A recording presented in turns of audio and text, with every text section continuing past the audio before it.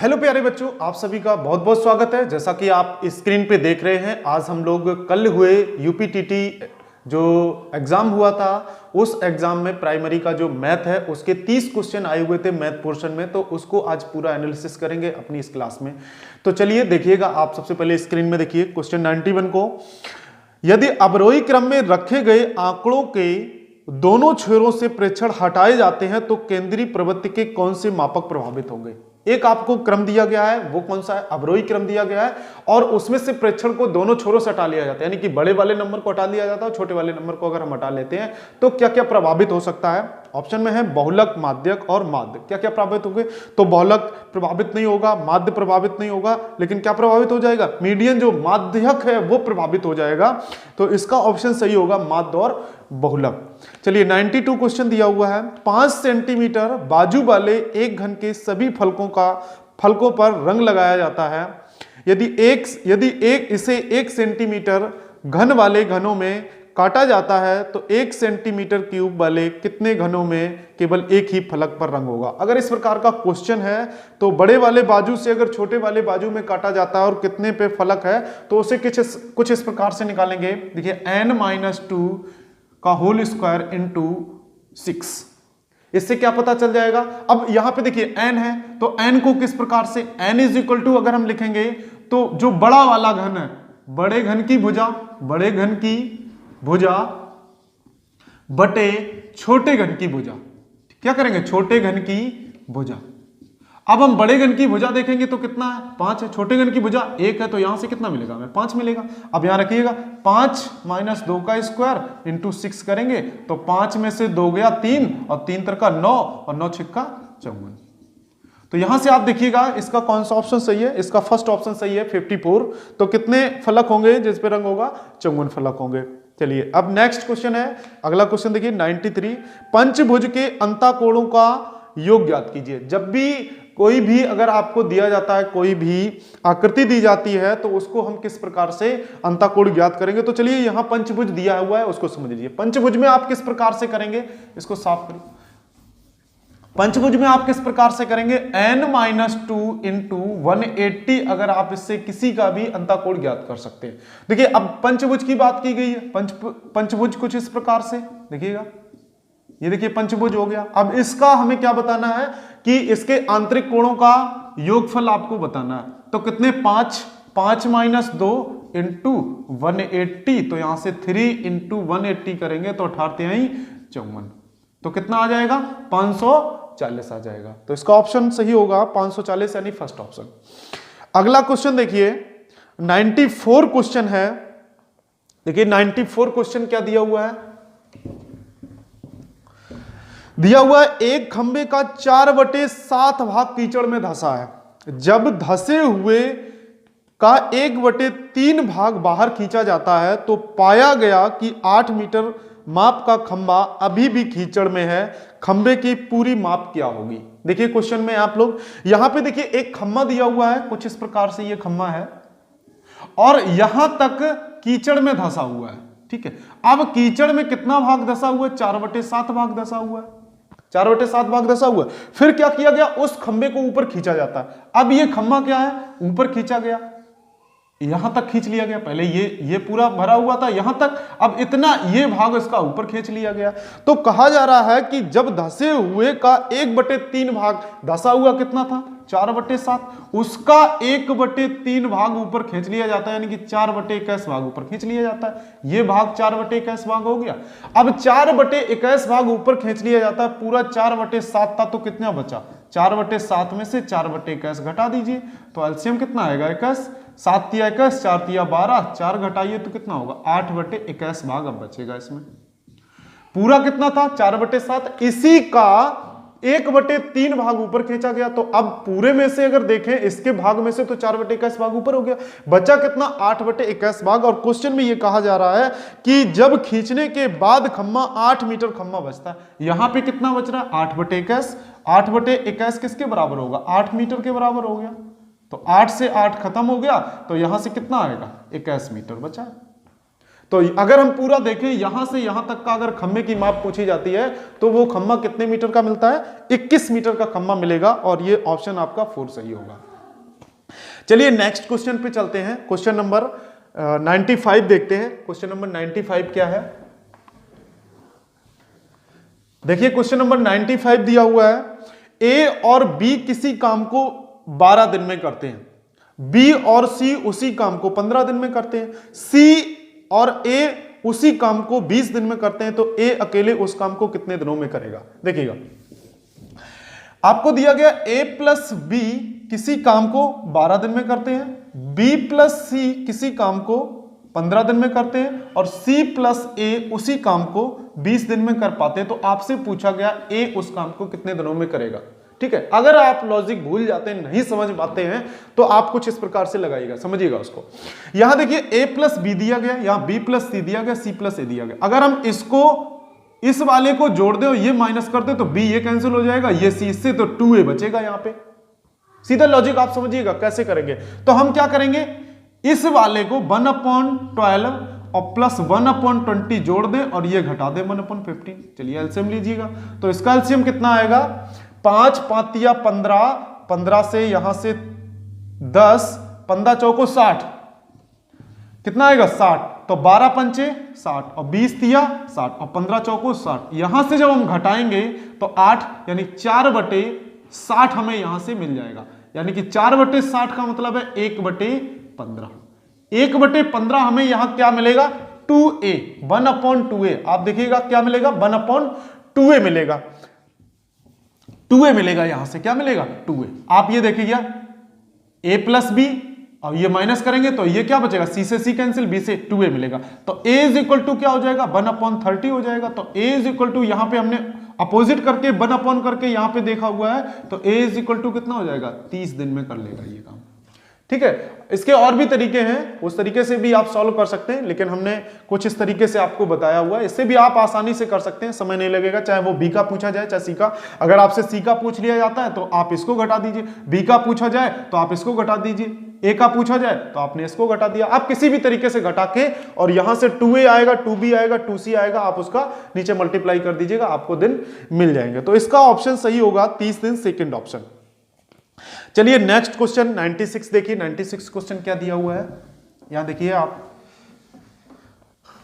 देखिए स्क्रीन में आपको क्वेश्चन लिखा हुआ है, यदि किसी वस्तु का क्रय मूल्य उसके विक्रय मूल्य का 3/2 है तो लाभ या हानि का प्रतिशत बताइए। देखिए यहां पे किसी वस्तु का क्रय मूल्य है, उसके विक्रय मूल्य का 3/2 है, यानी कि जो क्रय मूल्य है वो विक्रय मूल्य का 3/2 है। ये कहा गया क्रय मूल्य विक्रय मूल्य का 3/2 है। तो अगर हम यहां से रेशियो में निकालें तो हमें क्रय मूल्य और विक्रय मूल्य का रेशियो क्या पता चल जाएगा? देखिएगा 3:2 पता चल जाएगा, ये पता चल गया। अब आप देखिएगा कि लाभ हो रही है हानि। हमने 30 रुपए की कोई खरीदी हो, कितने रुपए की बेच दी? 20 रुपए की, तो हानि हो रही है। अब हानि कितनी, यहां से देखें 1 की हानि हो रही है, हानि गुणे 100, और बात किसके की जाएगी?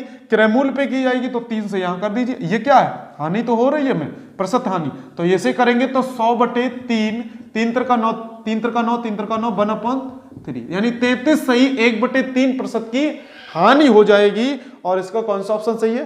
थर्ड ऑप्शन सही है। चलिए ये 96 क्वेश्चन हुआ। अब देखते हैं 97 क्वेश्चन को। देखिए 97 क्वेश्चन क्या है। 97 क्वेश्चन दिया हुआ है, 12 10 12, 12 10 12 को 12 से भाग देने पर शेषफल क्या होगा? तो इजी है, सीधा सीधा आप भाग दीजिए, 12 10 12 में भाग दीजिए 12 का, तो 12 एकम 12, खत्म, 1 आया, भाग नहीं जा रहा, भाग टूटी बिंदी, ये 0 आ गया, फिर नहीं जा रहा 0, 1 लाइए, तो 12 पंचे 60, 12 छिंग 72, 12 अट्ठे 96, 12 अट्ठे कितना हुआ? 96, यहां 5 बचा, 5 बचेगा यहां पे 2 आया, ठीक है, 2 उतर के आ गया, और 12 चौक 48, 12 चौक 48 करेंगे तो यहां से कितना आएगा? 4, तो शेषफल कितना आएगा? 4 आएगा। इसका फर्स्ट ऑप्शन सही होगा। आप भाग देके भी देख सकते हैं यहां पे कुछ इस प्रकार से, तो आपको आंसर मिल जाएगा। चलिए अब 98 जो क्वेश्चन है वो अच्छा क्वेश्चन है। चलिए 98 क्वेश्चन देखिएगा। 98 क्वेश्चन दिया हुआ है आपको 378 × 236 × 400। देखिए 378 × 236 गुणे 459 गुणे 312 दिया, गुणनफल दिया हुआ है और इसमें आपसे इकाई अंक पूछा गया। अब इकाई अंक की बात की जा रही तो सभी के हम क्या ले लेते हैं, इकाई अंक ले लेते हैं, ठीक है। अब करिएगा गुणा, 8 छिंग 48, 9 दूनी 18। अब यहां से क्या बचेगा, हमें 8 और 8 मिलेगा, तो 8 8 64, तो इकाई अंक हमें क्या मिल जाएगा, 4, ठीक है। इसका फर्स्ट ऑप्शन सही है। इकाई क्या अंक होगा, इकाई अंक होगा 4। चलिए अब नेक्स्ट क्वेश्चन पे चलते हैं। क्वेश्चन नंबर दिया हुआ है 99 क्वेश्चन दिया हुआ है, इसे देखिएगा। 99 क्वेश्चन दिया हुआ है, दिए आंकड़ों का माध्य यदि 4.5 है तो उसका माध्यक क्या होगा। अब देखिए यहां पे आपको माध्य दिया हुआ है, आपसे माध्यक पूछा गया है, तो आप क्या करेंगे, देखिए 5 7 7 8 5 3 3 1 2 लिखा हुआ है। अगर हम इसका माध्य में दिया हुआ है तो हम ये अंक ज्ञात कर लें कि अंक कौन सा है।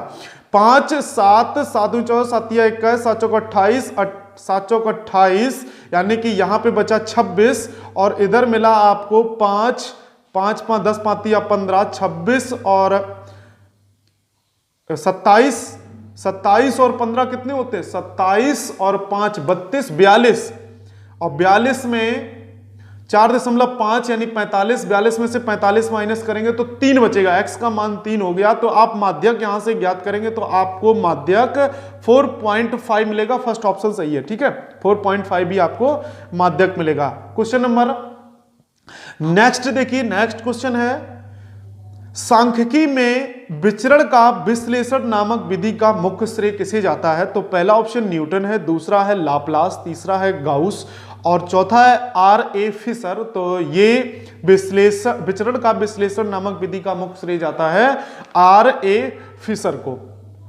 चलिए नेक्स्ट क्वेश्चन है 101 है, त्रिभुज ABC के मध्य बिंदु क्रमशः DEF है, ज्ञात कीजिए निम्न में से कौन सा कथन सही है। जैसा कि आप यहाँ फिगर में देख रहे हैं, फिगर आपको जो दिया हुआ है उसमें ABC एक त्रिभुज है और DEF मध्य बिंदु दिए हैं और फिगर से आपको एकदम क्लियर दिखाई भी दे रहा है कि यहाँ पे मध्य बिंदु पे काटने पे ये समबाहु त्रिभुज जो है वो 4 पार्टों में इक्वल 4 पार्टों में डिवाइड हो गया। तो DEF इक्वल किसके होगा, 1/4 ABC के इक्वल होगा, क्योंकि 4 पार्ट यहां पे बने हुए हैं। चाहे हम DEF की बात करें चाहे D, देखिए यहां पे ये त्रिभुज देख लीजिए आप, कुछ इस प्रकार से बना हुआ है और ये सभी कैसे हैं, इक्वल हैं। चाहे हम इसकी बात करें, ये इसके इक्वल, ये इसके इक्वल, यानी सभी एक दूसरे के इक्वल हैं। तो इसका पहला ऑप्शन सही होगा, त्रिभुज DEF का क्षेत्रफल 1/4 त्रिभुज ABC का क्षेत्रफल। चलिए नेक्स्ट क्वेश्चन दिया हुआ है 102 क्वेश्चन है, दिया हुआ है, यदि किसी दिए गए आंकड़े का समांतर माध्य A, गुणोत्तर माध्य यानी कि ज्यामितीय माध्य G तथा हरात्मक माध्य H यानी AP, GP और HP के बीच में रिलेशन पूछा गया है, तो AP is greater equal to GP is equal to greater equal to HP, यानी कि ये होता है A greater equal to GP is greater equal to HP, ठीक है, GP, HP और AP, समांतर माध्य, गुणोत्तर माध्य और हरात्मक माध्य। तो इसका ऑप्शन कौन सा सही हो जाएगा, इसमें देखिए आप ऑप्शन नंबर सेकंड सही हो जाएगा, ठीक है। तो 102 क्वेश्चन का ऑप्शन नंबर सेकंड सही है। और अब चलते हैं 103 क्वेश्चन पे, दिया हुआ है, यदि दो संख्याओं का अंतर तथा गुणनफल क्रमशः 5 तथा 36 हो तो उनके व्युत्क्रमों का अंतर आपको बताना है। देखिएगा यहां पे दो संख्याएं हैं, उनका अंतर यानी कि A - B आपको दिया गया है 5 और उनके गुणनफलों का गुणनफल दिए गए हैं 36। तो आपको यहां पे देखना है कि कौन सा व्युत्क्रमों का अंतर पूछा गया, 1/A - 1/B पूछा गया, ये पूछा गया आपसे, ठीक है। तो देखिएगा बिल्कुल आसान है, इसे अगर आप करना चाहें तो देखिए A - B यहां पे ऐसे कर लीजिए, 1/B A कर लीजिए, तब भी व्युत्क्रमों का अंतर है। तो यहां से आपको मिल जाएगा A - B/AB मिलेगा। A - B 5 है और ये कितना 36 है, तो यहां से आपको ऑप्शन मिल जाएगा 5/36। आप सीधा सीधा यहीं से सॉल्व कर सकते हैं, आपको अतिरिक्त करने की आवश्यकता नहीं, सीधे सीधे 1/B - 1/A करेंगे तो A - B/AB होगा और AB दिया गया है, A - B दिया गया, तो आपका ऑप्शन हो जाएगा 5/36 और ये जो ऑप्शन है वो 4 ऑप्शन है।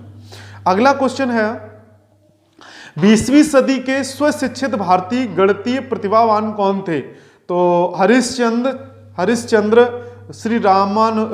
श्रीनिवास रामानुजन, श्रीधराचार्य आर्यभट्ट। तो 20वीं सदी में रामानुजम यहां पे करेक्ट ऑप्शन है, ठीक है, सेकंड ऑप्शन।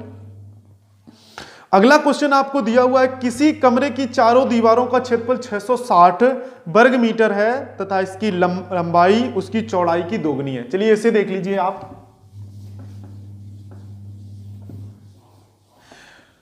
यहां पे देखिए कमरे की चारों दीवारों का क्षेत्रफल आपको दिया गया है। कमरे की चारों दीवारों का क्षेत्रफल यानी कि 2L plus b into h is equal to 660 आपको दिया गया, ठीक है, 660 वर्ग मीटर दिया हुआ है।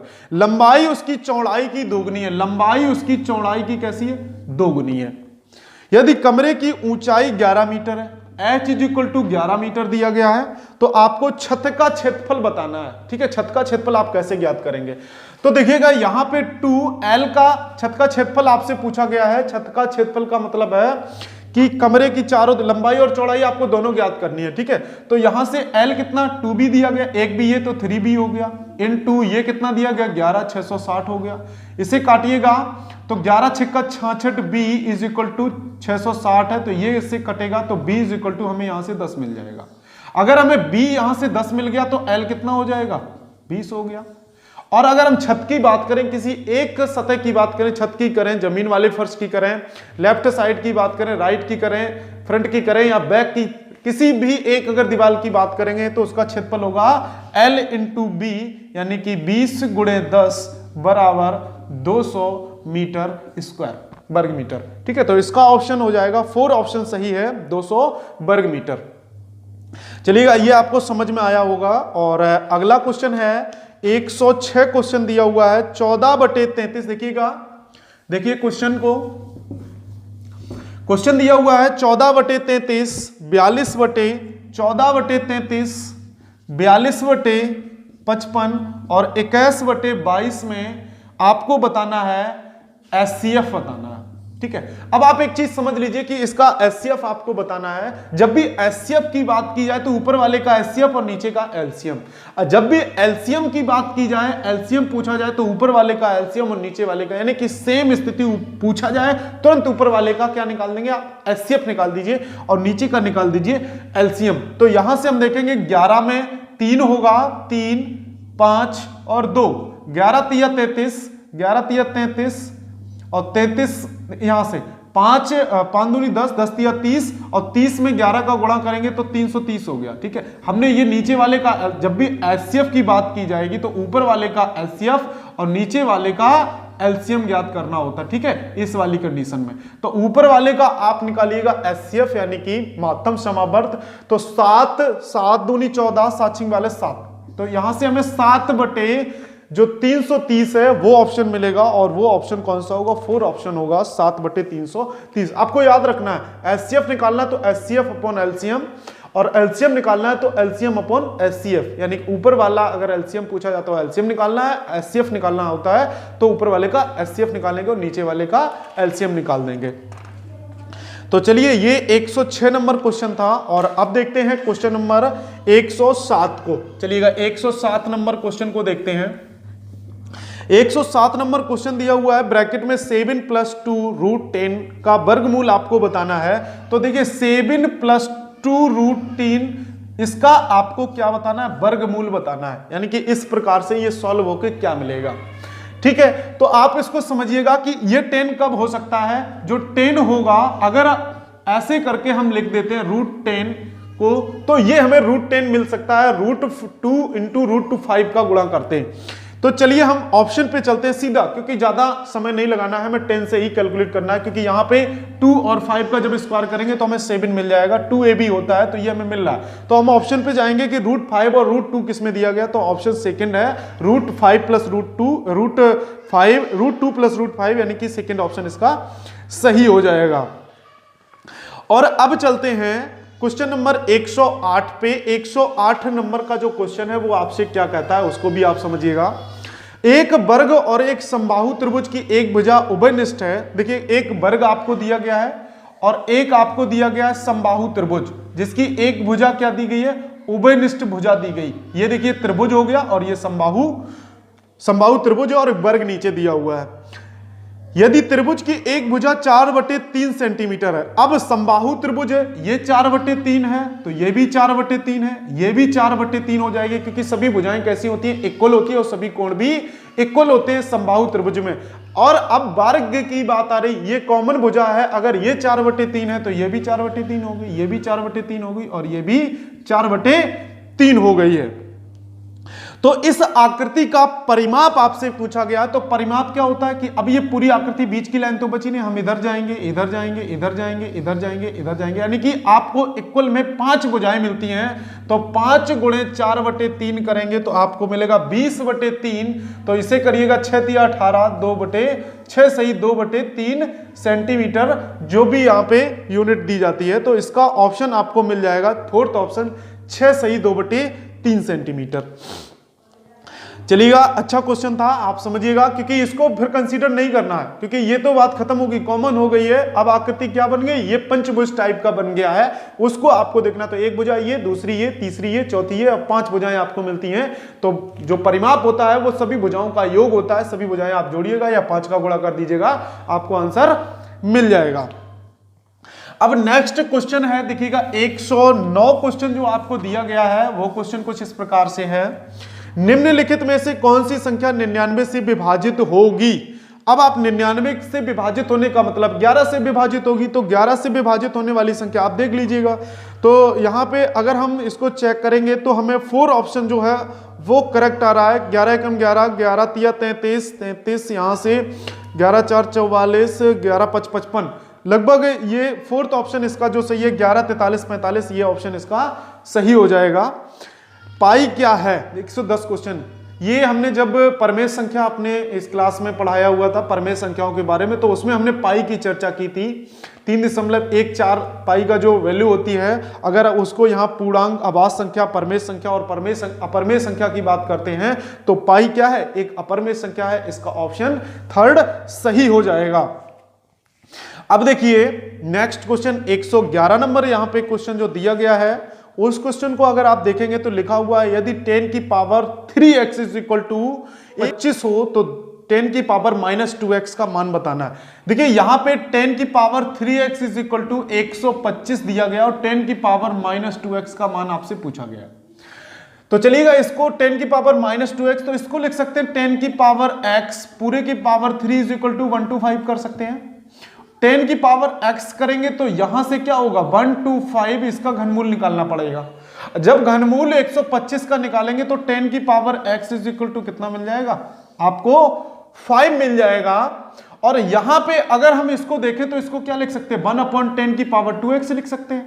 अब 10 की पावर 2x है, 10 की power x is equal to 5 है, और 10 की पावर x का इसका स्क्वायर करिए तो ये 25 हो जाएगा। यानी कि ये चीज आपको ये दी हुई है तो क्या हो जाएगा 1/25। तो इसका कौन सा ऑप्शन सही हो जाएगा, इसका ऑप्शन सही हो जाएगा 111 का फर्स्ट 1/25। चलिए नेक्स्ट आपको दिया गया है 16,075 को किसी संख्या से भाग देने पर 16,000, चलिए देखिए 16,075 को किसी संख्या से भाग देने पर, यानी कि 16,075 को हम किसी संख्या से भाग देते हैं, तो किसी संख्या से भाग देने पर भागफल हमें 167 और शेषफल कितना प्राप्त होता है 43 प्राप्त होता है। तो आपको क्या बताना है, भाजक बताना है। चलिए x मान लेते हैं, इसका इसमें गुणा करिए और ये प्लस कर दीजिए, ये मिल जाएगा। तो हम क्या करते हैं 16,075 में से 43 माइनस कर देते हैं, तो यहां से 2, यहां से 3, यहां से 0, 6 1 और 167 का लगा देते हैं इसमें भाग। तो देखिए कितने बार जाएगा, लगभग यहां से अगर हम ऑप्शन पे जाते हैं तो हमें कौन सा मिल रहा है 96, 86, 56 और 76 आ रहा है। तो चलिए इसका 0 अगर 10 बार करेंगे तो ये 1670 होगा, और 1670 यानी कि हम इसको 9 बार करते हैं, 9 सत्ते 63, 63 6, 9 छिक्का 54, 54 और 6, 54 और 6 60, 6 9 6 15। तो यहां से 0 0 1 2 यहां से मिलेगा। इसके बाद अगर हम 9 की बात करें तो हमें 6 यहां से मिल रहा है, 6 बार का 6 सत्ते 42, 4 छत्रंग 36, 36 और 4 40, 6 4 10, तो यहां से हमें कितना मिल रहा है 96। ये कितना है भाजक 96 है। अगर हम 96 से भाग देते हैं किसी संख्या में 16075 में तो 167 भागफल आएगा और 43 इसका शेषफल आएगा, तो आंसर हो जाएगा इसका सेकंड ऑप्शन 96 आ जाएगा। अब देखिए अगला क्वेश्चन दिया हुआ है 50 से छोटे, देखिएगा अगला क्वेश्चन आपको दिया हुआ है, अगला क्वेश्चन लिखा हुआ है 50 से छोटे धन पूर्णांकों में अभाज्यों की संख्या आपको ज्ञात करनी है। 50 से छोटे धन पूर्णांकों में अभाज्यों की संख्या, तो 50 तक के आप जैसे ही अभाज्य देखेंगे तो आपको 15 अभाज्य मिल जाएंगे, 1 2 3 5 7 11 13 17 19, ऐसे करके आप करते चले जाइए, 23 29, ऐसे करके आप बहुत जल्दी से तब भी आप कर सकते हैं। 50 तक ही पूछा गया है तो इसमें कितना आपको मिलेगा 15 मिल जाएगा, 15 मिल जाएंगे। ठीक है, अगला देखिए क्वेश्चन दिया हुआ है यहां पे, अगला क्वेश्चन है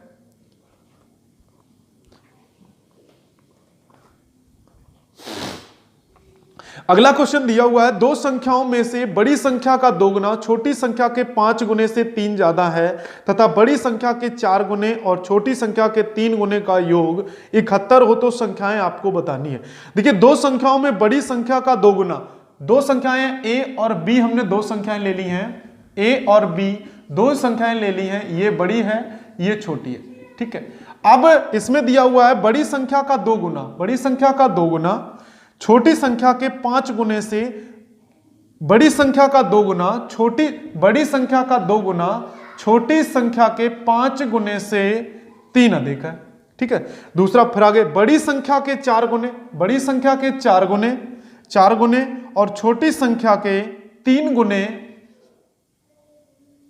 का योग कितना है 71 दिया। ये दो आपको इक्वेशन दी गई है, बस इन्हीं को सॉल्व करना है। या तो हम ऑप्शन पे चले जाते हैं, ऑप्शन पे देखिएगा आपको पहला ऑप्शन 17 और 1 दिया हुआ है, यानी कि 17 चौको 17 एकम 17 17 17 17 चौको 68, 68 और 3 यहां से करेंगे तो आपको 71 मिल रहा है, बिल्कुल सही है।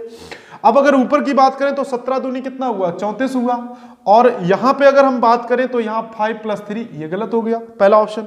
यहां पे हम 14 की बात करते हैं सेकंड ऑप्शन की, या फिर आप इनको इक्वेशन है, ये देखिए इक्वेशन है ए बी में दिया हुआ है, आप इसे सॉल्व कर सकते हैं तब भी आएगा। चलिए सॉल्व कर लेते हैं। 2a - 5b = 3 है और यहां से 4a + 3b = 21 है, तो क्या करते हैं इसमें हम 2 का मल्टीप्लाई करा देते हैं। 2 का मल्टीप्लाई जब इस वाले में करेंगे तो क्या होगा 4a माइनस का 10b = 6 हो गया, ये माइनस ये प्लस ये कैंसिल हुआ, यहां से 13 हुआ, यहां से कितना हुआ 71 है, यहां पे 71 दिया हुआ, तो यहां से आ जाएगा 77 आ गया, 77 आ गया। तो 77 के हिसाब से 71 आपको दिया हुआ है बड़ी संख्या का 2 गुना छोटी संख्या के 5 गुने से 3 ज्यादा है तथा बड़ी संख्या के 4 गुने और छोटी संख्या के 3 गुने का योग आपका 71 दिया हुआ है, तो वे संख्याएं आपको बतानी है। तो इसको अगर आप सॉल्व करेंगे तो यहां से 13 तो डिवाइड नहीं हो पा रहा है, 5 दूनी 10 3 दूनी 6, 4a कैंसिल हुआ, ये प्लस हुआ, अच्छा सॉरी यहां पे माइनस हो जाएगा, ये इसको इससे माइनस करेंगे तो आपको मिलेगा यहां से 5 और यहां से 65, तो b = 13b, तो 13 × 5 = 65, b = कितना मिल गया 5 मिल गया। जब आपको b 5 मिल गया है तो आप a तुरंत बता सकते हैं कि a कितना है, और अगर हम ऑप्शन पे भी जाएं तो a हमें कितना मिल रहा है 14 मिल रहा है, तो इसका ऑप्शन सही हो जाएगा बी ऑप्शन 14 और 5। आप चाहें तो b का मान यहां पे रखिएगा, देखिए 5 25 और 25 और 3 कितना हुआ 27, 25 और 3 b का मान 5 25 और 25 और 3 28 और ये 2 से डिवाइड करिए तो 14 दूनी 28, आपको 14 मिल जाएगा। तो वही संख्याएं 14 और 5 है, यानी कि बी ऑप्शन इसका सही है। अब चलिए नेक्स्ट क्वेश्चन देखिए, आप इस तरीके से या ऑप्शन से आप किसी भी तरीके से उसको सॉल्व कर सकते थे। चलिएगा, या इक्वेशन बन गए हैं तो इक्वेशन भी आप सॉल्व कर लीजिएगा। ए बी को सॉल्व करना है, पी का जो मान आए वो ए में पुट कर दीजिएगा, उसमें वैल्यू ए की आ जाएगी। दिया हुआ एक वर्ग का क्षेत्रफल जिसकी भुजा 8 सेंटीमीटर, एक वर्ग आपको दिया हुआ है, एक वर्ग जिसकी भुजा 8 सेंटीमीटर तथा आयत के क्षेत्रफल के बराबर है, तो उसकी लंबाई, जिसकी लंबाई 16 है तो आयत की चौड़ाई बतानी है। यानी कि वर्ग का क्षेत्रफल जिसकी एक भुजा 8 सेंटीमीटर है, यानी कि a is equal to 8 centimetre दिया हुआ है वर्ग का, ठीक है। अब जो वर्ग का क्षेत्रफल है वो आयत के क्षेत्रफल के बराबर है, a square is equal to 2lb plus b, क्षेत्रफल का मतलब है l इंटू बी। अब देखिए ये दिया हुआ इतना तो क्या हो गया 8 64 हो गया, l इंटू बी आपको मिल गया 64 मिल गया, ठीक है, क्योंकि वर्ग की एक भुजा 8 है तो इसका क्षेत्रफल क्या हो जाएगा a स्क्वायर 8 64 हो गया, और उसके क्षेत्रफल के बराबर l इंटू बी है, जबकि लंबाई कितनी दी गई 16, तो 16 चौको 64, b इज इक्वल टू कितना आ जाएगा 4 सेंटीमीटर। और आपसे पूछा क्या गया है आयत की चौड़ाई बतानी है, तो आयत की चौड़ाई क्या हो जाएगी 4 सेंटीमीटर हो जाएगी, तो इसका ऑप्शन कौन सा सही हो जाएगा 4 ऑप्शन सही हो जाएगा। अब चलिए नेक्स्ट क्वेश्चन देखते हैं। 116 नंबर क्वेश्चन जो दिया गया है वो आपको दिया गया है, यदि a/3 बराबर b/4 बराबर c/7 हो तो a plus b plus c upon c का मान बताना है। तो क्या दिया हुआ a/3 is equal to b/4 is equal to c/7 दिया गया, तो a plus b plus c/c पूछा गया है, ठीक है, ये आपसे पूछा गया। तो इसका मान क्या आप मान लीजिएगा, तो आपको a बराबर क्या मिल जाएगा 3 के मिल जाएगा, b इज इक्वल टू क्या मिल जाएगा 4 के मिल जाएगा, c इज इक्वल टू 7 के मिल जाएगा। आप रख दीजिएगा यहाँ पे मान, जोड़िएगा 7 3 10 4 14 के हो गया ऊपर, और नीचे c का मान कितना है 7 के है, कैसे के कैंसिल 7 दूनी 14, कितना आंसर आ जाएगा 2 आंसर आ जाएगा, और 116 का सेकेंड ऑप्शन सही है 2। चलिए नेक्स्ट पे चलते हैं। नेक्स्ट क्वेश्चन दिया हुआ है, यदि 5 जनवरी 1991 को शनिवार था तो 3 मार्च 1992 को सप्ताह का कौन सा दिन होगा, तो इसे आप कैलकुलेट करिएगा। तो इसका ऑप्शन जो है वो मंगलवार सही है, मैथ का भी क्वेश्चन है, लॉजिकल क्वेश्चन और रीजनिंग का भी ये क्वेश्चन है, तो आप इसको सॉल्व करिए, ये इसका ऑप्शन हो जाएगा मंगलवार में। जब हम आपको इनसे रिलेटेड जो कैलेंडर से रिलेटेड जब क्वेश्चन पढ़ाएंगे तब आपको बहुत ही डीपली आपको बताएंगे, आपसे एक भी क्वेश्चन मिस नहीं होगा, चाहे वो रीजनिंग का हो या मैथ का हो। तो आप हमारी क्लासों को देखिए, क्योंकि अभी मैथ चल रहा है, इसके बाद में जरूरत पड़ेगी तो हम रीजनिंग से क्वेश्चन लेंगे, आपके चैप्टर भी रीजनिंग को भी पढ़ाएंगे, मैथ भी हो गया रीजनिंग भी हो गया। और अगर हमें लगेगा कि नहीं हमारे बच्चों को अगर और भी सब्जेक्ट जो हो सकते हैं, जहां तक हिंदी आती है तो हिंदी की भी हम कुछ क्लास आपकी लेंगे। तो चलिए 118 नंबर क्वेश्चन जो दिया गया, चलिए उसको देख लेते हैं। 118 नंबर जो क्वेश्चन दिया गया है वो है कुछ इस प्रकार से दिया हुआ, 1/3 पावर -3 -1/4 पावर -2 ये भाग है, और 1/4 और ये भी -3 में दिया हुआ है। तो देखिएगा आप क्या करते हैं कि 1/3 इसको ऊपर ले जाएंगे तो प्लस में हो गया, तो 3 अब ये माइनस का प्लस हो जाएगा, यानी कि देखिए समझिए 1/3 अगर इसको देखें तो ऐसा लिखा हुआ है, जब ऊपर जाएगा 3 पे का 3 हो जाएगा, तो 3 का 27 हो गया यहां से, तो यहां से क्या आएगा 27 हो गया। चलिए इसी प्रकार से यहां कितना हुआ 27 हुआ, इसको अगर देखें तो 4 चौको 16 हो गया, ठीक है, भाग लगाइए। अगर हम इसको देखें तो 4 चौको 16 चौको 64 हो गया, इसको अगर इससे माइनस करेंगे तो क्या बचेगा 11 बचे क्या 11 बटे क्या आ जाएगा 64 आ जाएगा। तो इसका जो ऑप्शन सही होगा वो ऑप्शन मिलेगा आपको 4 11/64। तो नेक्स्ट है 119 नंबर क्वेश्चन दिया हुआ है, एक त्रिभुज की रचना करने के लिए देखिएगा, एक त्रिभुज की रचना आपको करनी है तो उसके लिए संभव भुजाएं क्या होंगी, यानी कि अगर आपको एक त्रिभुज बनाना है तो उसके लिए 2 भुजाओं का योग तीसरी भुजा से ज्यादा होना चाहिए। तो अगर हम पहले ऑप्शन को छोड़ के दूसरे तीसरे चौथे को देखते हैं, क्योंकि पहला बिल्कुल इक्वल भी है 6.3 है, 6.3 और 4.6 5.9 अगर कोई भी ऐड करते हैं तो वो भुजा उससे ज्यादा होनी चाहिए। इसी प्रकार से अगर हम यहाँ पे 39 और 6.5 को करेंगे तो वो ज़्यादा नहीं हो रही है 105 से। थर्ड में दिया हुआ है 3.5 और 5.9 को अगर हम ऐड करेंगे तो वहाँ यहाँ से 8 पॉइंट हमें 8 मिलेगा, वो भी ज़्यादा नहीं हो रही है। और 6 है 3 जोड़ेंगे तो वो इक्वल हो रही है। तो यहाँ से हमें फर्स्ट ऑप्शन मिलता है जिनमें 2 भुजाएं आप जोड़िएगा वो तीसरी भुजा से ज़्यादा हो जाएगा। तो इसका पहला ऑप्शन सही है। अब देखिए 120 क्वेश्चन दिया हुआ है, √3 दिया हुआ है, यहाँ पे 3 पावर ये 4 दिया हुआ है, ये 4 5 दिया हुआ है, ठीक है। तो इसको क्या लिखेंगे, 3 पे 1/2, इसको क्या लिखेंगे 1/3 लिखेंगे, और यहां से 5 है तो क्या लिखेंगे 1/4 लिखेंगे, ठीक है। तो यहां से 4 4 तिया 12 हो गया, ठीक है। अब 12 में भाग लगाइए 6 होगा, ठीक है। इसे करेंगे तो 3 चौको 12 हुआ, 4 करेंगे 4 तिया 12 हो गया।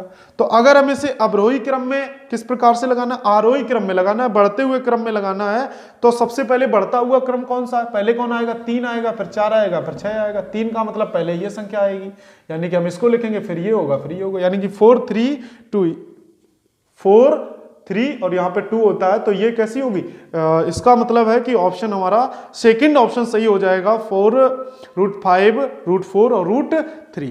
तो आज के ये 30 क्वेश्चन थे, इंपॉर्टेंट क्वेश्चन थे यूपीटीटी में। अगर यूपीटीटी की बात करें तो ये जो क्वेश्चन है, अगर पिछले मॉडल पेपर 2017 को देखें तो वहां से काफी क्वेश्चन मैच करते हैं। तो आप इसे मिस मत करिएगा, कोई भी क्लास हो, कोई भी एग्जाम हो, किसी भी प्रकार का कोई भी एग्जाम अगर होता है तो आप उनके क्वेश्चन को निश्चय लगाइए, चाहे वो किसी भी क्षेत्र की आप तैयारी, किसी भी आप कंपटीशन की तैयारी कर रहे हो, चाहे वो रेलवे की कर रही हो, बैंक की कर रहे हो, किसी की, क्योंकि वही क्वेश्चन इधर से उधर होते रहते हैं। तो आपको सारे क्वेश्चन जो भी एग्जाम होते रहे उन सारे क्वेश्चन को आपको पढ़ना है, आपको लगाना है, आपको समझना है सारी चीजों को। और जो नियमित क्लास चल रही है वो क्लास आपकी आती रहेगी। और अब अपनी क्लास में हम लोग उसको कंपाउंड इंटरेस्ट को समाप्त कर चुके थे, और अगली जो क्लास आएगी वो आएगी औसत यानी एवरेज को लेके। तो आज इन 30 क्वेश्चन को ही रखते हैं।